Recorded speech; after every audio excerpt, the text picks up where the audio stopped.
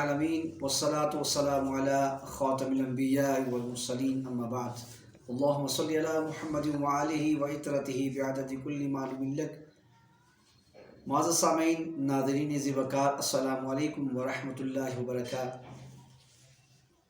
آج کے اس سیشن میں آپ کے سامنے جو ہمارے گزشتہ کئی دنوں سے ہمارا جو ایک ٹاپک چلا آ رہا ہے، معاشیات سیرت رسول صلی اللہ علیہ وآلہ وسلم کی روشنی میں کہ ہم کس طرح اپنی معاشی حالات کو بہتر کر سکتے ہیں اور معاشی جو ہمارے جو پرابلمز ہیں ان کو کس طرح چھٹکارا حاصل کیا جا سکتا ہے۔ یہ ساری ہم نے سیرت رسول کی روشنی میں بیان کرنے کا آغاز ہم نے کیا تھا۔ سامعین ذی وقار، آج آپ کے سامنے جو ہمارا ٹاپک ہے بالخصوص حدیث پاک کی روشنی میں،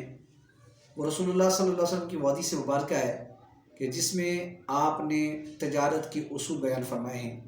اور تجارت کی یوں تو متعدد اصول آپ نے بیان فرمائے اپنے فرمودات کی روشنی میں۔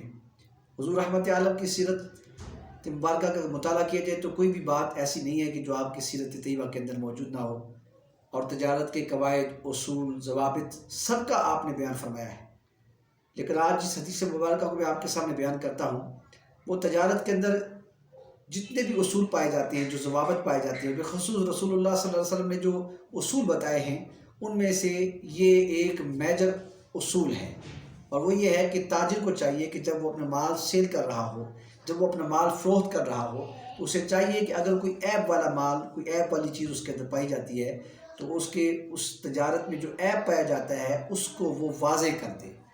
اور بیچنے سے پہلے وہ اس کو ایکسپلین کر دے کہ اس میں فلاں ڈیفالٹ ہے۔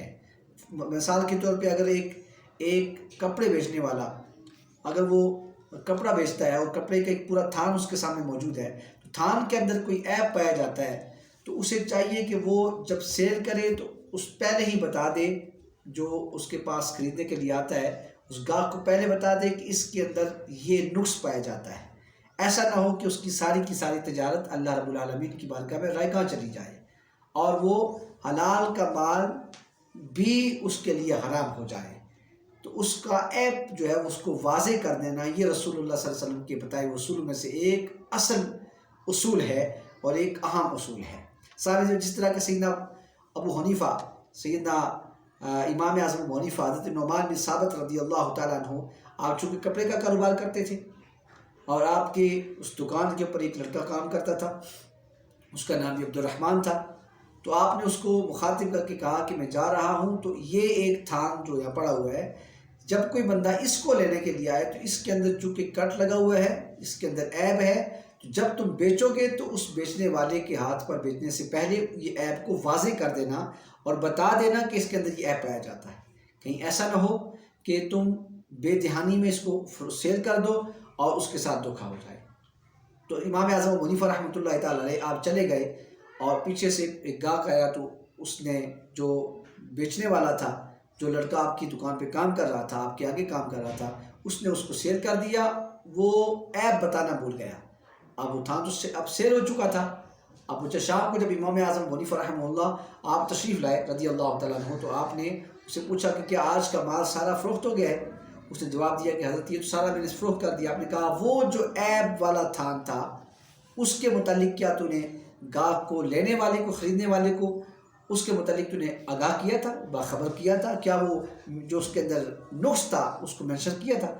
اس نے کہا حضرت معذرت چاہتا ہوں، معافی چاہتا ہوں، میں وہ عیب واضح کرنا بھول گیا۔ تو آپ نے فرمایا استغفر اللہ، یہ اتنا بڑا دھوکہ اس کے ساتھ ہو گیا تو بھول گئے۔ تو آپ نے فرمایا آج کے دن کی جتنی بھی رقم ہے، جتنی انکم ہوئی ہے، یہ ساری کی ساری اللہ کی راہ میں صدقہ کر دو۔ تو آپ نے وہ ساری کی ساری رقم جو تھی، وہ اس دن کا پورا جو کمایا ہوا مال تھا آپ کے پاس، جو درہم تھے، آپ نے وہ سارے کے سارے اللہ رب العالمین کی بارگاہ میں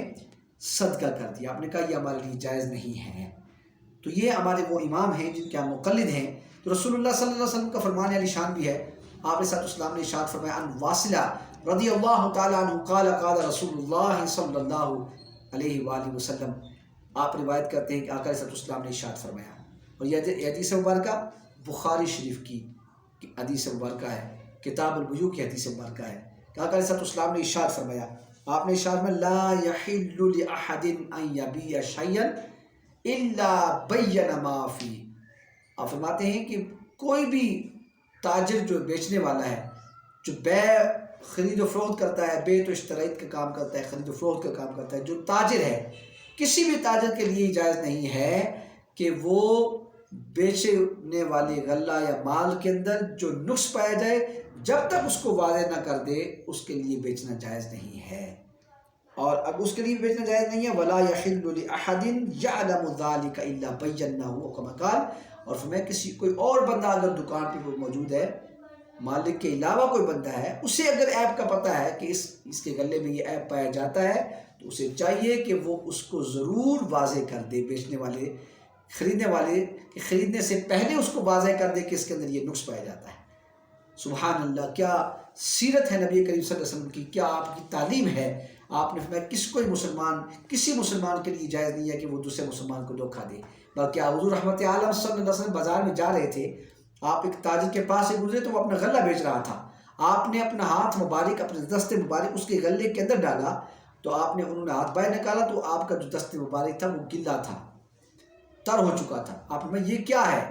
اسے کہنے لگا کہ یا رسول اللہ یہ بارش ہوئی ہے اور بارش کی وجہ سے یہ غلہ گلا ہو گیا ہے۔ آپ نے فرمایا تو اس کو تو نے واضح کیوں نہیں کیا، اس کو واضح اور باعث ظاہر کیوں نہیں فرمایا؟ اور وہ خاموش ہو گیا۔ تو آپ نے سب نے ارشاد فرمایا کہ وہ آدمی جو ہمیں دھوکہ دے، یعنی جو مسلمان کو دھوکہ دے، وہ ہم میں سے نہیں ہے۔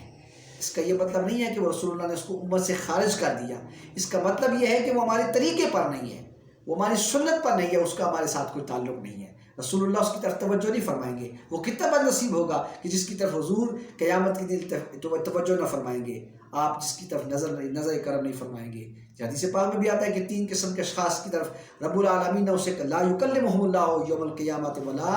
ینظر الیہم، 3 قسم کے لوگ ایسے ہیں قیامت کے دن اللہ تعالیٰ ان کی طرف نہیں دیکھے گا۔ ان میں سے ایک وہ بندہ ہے جو مال کو قسم کھا کے بیچ دیتا ہے اور زیادہ پیسے کماتا ہے، جھوٹی قسمیں کھاتا ہے۔ ایک وہ بندہ ہے کہ جو عیب کو واضح نہیں کرتا، اور عیب مال کے اندر ہوتا ہے مگر وہ دھوکہ کے ساتھ اس کو بھی سیل کر دیتا ہے، اسے فروخت کر دیتا ہے۔ تو اللہ تعالیٰ قیامت کے دن فرمایا اس کی طرف نہ نظر کرم سے دیکھیں گے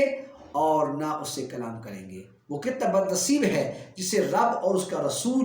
دونوں نہ اس کی طرف دیکھیں گے نہ کلام کریں گے۔ سامعین عزیز وقار ناظرین، اس لیے کہ اسلام جو ہے یہ ہمیں، اسلام ایک امن، محبت اور دیانت کا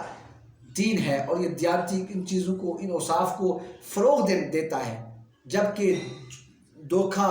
اور بددیانتی اور جھوٹ یہ وہ ایسی خامیاں ہیں کہ جن کی وجہ سے معاشرے کے اندر خرابیاں پیدا ہوتی ہیں، نفرتیں پیدا ہوتی ہیں، فساد پیدا ہوتے ہیں، اور اسلام اس طرح کی تمام چیزوں کی مذمت بھی کرتا ہے اور ان کی جڑ اکھاڑنے کے لیے تبلیغ دیتا ہے اور ترغیب دیتا ہے اور جڑ اکھاڑتا ہے کہ اس طرح کی چیزیں معاشرے میں پروان نہ چڑھیں اور نہ پنپنے پائیں۔ اس لیے اسلام محبت اور امن اور رواداری کا دین ہے۔ رسول اللہ صلی اللہ علیہ وسلم کی بارگاہ میں صحابہ کرام سیکھتے ہیں، اور صحابہ کا اصول آپ کی زندگی ہمارے سامنے موجود ہے۔ وہ صحابہ کرام رضوان اللہ تعالیٰ علیہم اجمعین کی سیرت اور آقا صلی اللہ علیہ وسلم کی سیرت کا مطالعہ کرنا یہ ہمارا اولین فرض ہے۔ اللہ تعالیٰ ہمیں ان اصول اور ضوابط کو سمجھنے کی اور تجارت کو سنت نبوی کے طریقوں پر